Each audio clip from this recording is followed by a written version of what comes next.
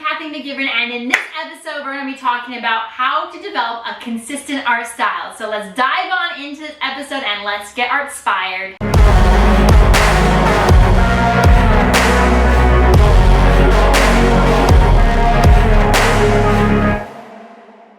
Alright, step number one is to spend a lot of time creating. The only way that you're going to make those incremental steps in improvement, those 1% steps, 1% incremental improvements every time you make an artwork, is to actually do the hard work and make art. You're only going to get better by making art. Now, a quicker way to get through this process, instead of focusing on large scale artworks, I can typically I fall into the fault of doing this all the time because I'm like, I just want to make a big artwork. I want to make something epic. So instead of making big artworks that take a lot of time and therefore take a long time to make those 1% improvements with every work, because it takes longer to make the art piece, I recommend making a lot more smaller pieces, either like 10 by 10s, 12 by 10s, 8 by 10s and under. And these are just going to give you a quicker way to get better, do those little studies that are going to help you improve, because you can learn a lot faster. You can make the artwork faster, it's smaller, but you're also going to be able to work through new techniques and build skills and do more observations and understand the mediums and experiment and get better and make more by doing smaller work. So I highly recommend just working through some smaller pieces just to develop your style, because the more you create, naturally that style is going to develop, right? Because you're gonna have, if you're much more focused and you have that clarity piece, right? If you're clear about what you want to make and you're doing a lot of consistent work, you're working through a series, the more pieces you're making through that series are going to get better and better and better with every piece that you make, with every artwork that you make, right? You're gonna get more clear, the quality is gonna get better, you're gonna get improvement, right? You're doing those 1% incremental steps towards improving with every single artwork that you make, right? It's a step up the mountain, right? Now, it's a lifelong learning process. There's no mastery of anything in life unless you're dead. That's the end of it. But while you're alive, our goal is to continuously put in that hard work and time and get better and better and better, right? There's no end in sight. And your style might change over the years too. Like, keep this in mind. For example, like Pablo Picasso has gone through different periods and styles, and has experimented with lots of art mediums. And so has Henri Matisse. He's also done lots of different styles. Like, he went through Fauvism and then changed it up later on. So he's gone through different styles and mediums as well.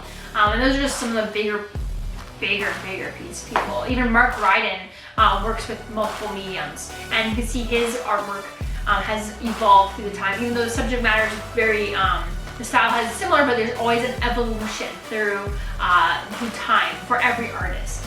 So I think that's really important to take a look at. But just spending a lot of time creating is number one in your steps to develop a consistent art style. You have to do the hard work and put in the time. Number two is to experiment. You must try new things. I did not start doing that as much until my current period of life. Before I would only be like, you know what, I'm only a ceramic purist, I'm only working ceramics, the end. And there was no other vision or possibility for me. And so I think that was really stupid. I feel like I wasted my time at Emily Carr University only focusing on one thing, because I'm only going to do ceramics, I'm only going to take ceramic courses, blah, blah, blah, blah, blah, and I'm only going to create in ceramics. And I think that was a wasted opportunity. But I was only 17 when I started going there, so I probably left, right, anyways, 20, I graduated, I don't know, something like that. I think I was 20, yeah, 20 when I graduated. So, I mean, the maturity level of somebody at 17, 18, 19, 20 is very low compared to one, like, I'm in my mid-30s now. It's a big difference. So I feel like there's a lot to learn, and that's just a life experience, right? I think it's hard to be told what to do when you're 17.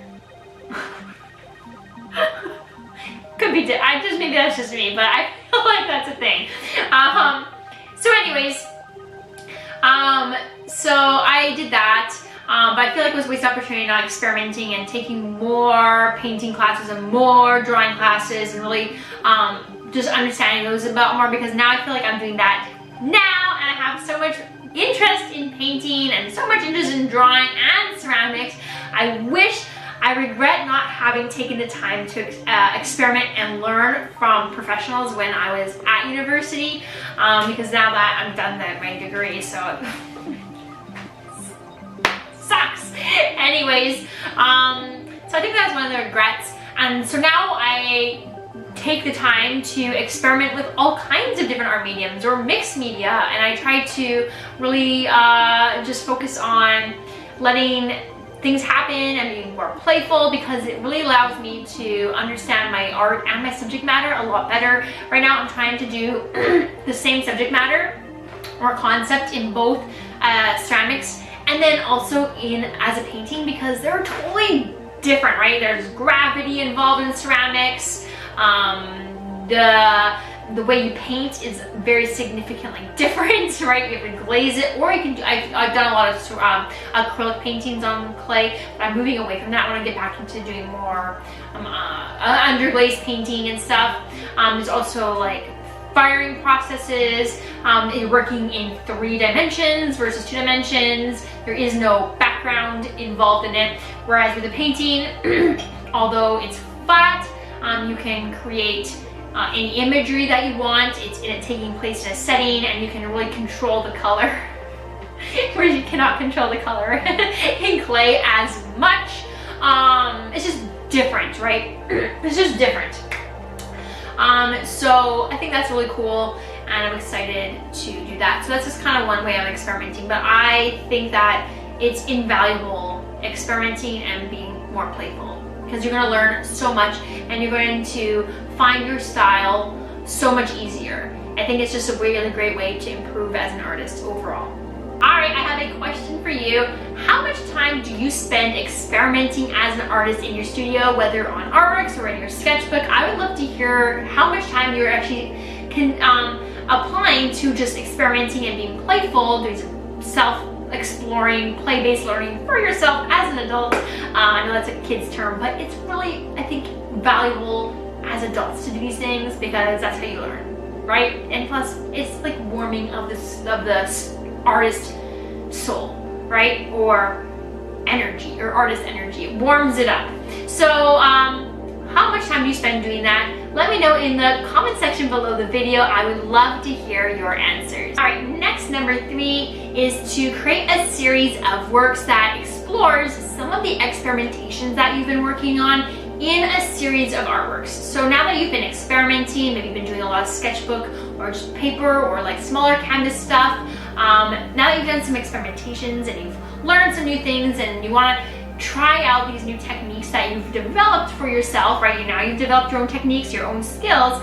I would like you to apply them to a series of work. So think of an overarching theme, an overarching message or emotion or whatever that you want to convey. Find your focus, right? Your vision, your clear focus that you're going to focus on for a series, and then you're going to create a series of work using your newfound skills and experimentations and techniques and skills that you've developed through your experimenting to help inform your pieces, and apply them to your artworks to help you develop more of your own unique, consistent style, right? You're trying to find your own voice in this huge, wide world that we live in. All right, and number 4 is to, if you want to create your own style, you need to consistently show up and continuously create. You're only going to improve and develop that style naturally by actually doing the work, like I said, and doing the hard work and showing up and creating in your studio. So if you want to, every work, your goal is to get 1% better, right? 1% incremental